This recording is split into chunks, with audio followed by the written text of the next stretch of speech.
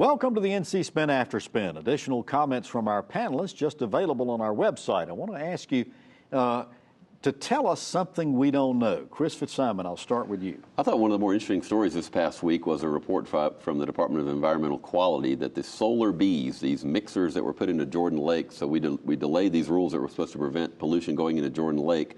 So now we've had 18 months or so of an experiment, and these solar bees have not worked at all. And we've wasted now up close to $3 million. We haven't cleaned up the lake. The Department of Environmental Quality, this isn't some liberal environmental group that did the report, it's DEQ itself saying these things are not cleaning up the lake. They actually may even be a danger to boaters. So let's hope we stop putting good taxpayer money after bad and end this experiment. Rufus, tell us something we don't know. Well, the people down and around Sanford and those counties are getting real riled up about the coal ash.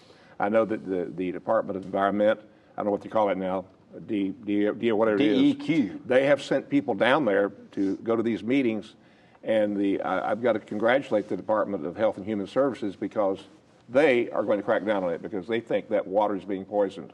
Interesting. Henry.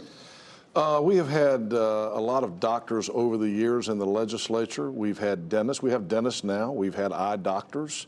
But there is up until recently, there was not a medical doctor in the legislature.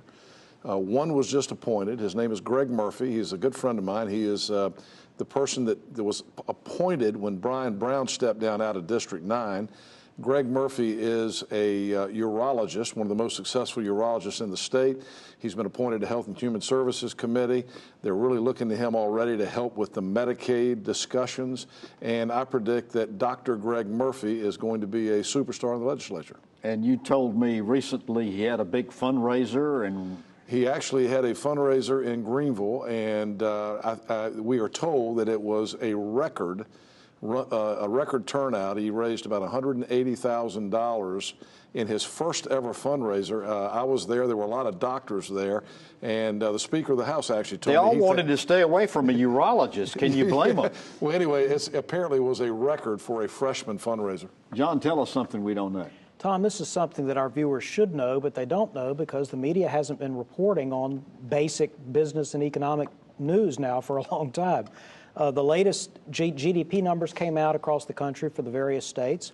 North Carolina, again, ranked the fastest economy in the South.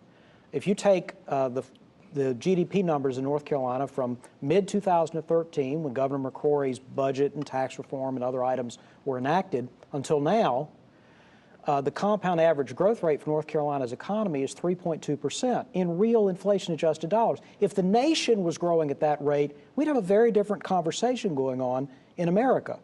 It is not the highest rate in the country, but it's one of the highest rates, the second highest in the South.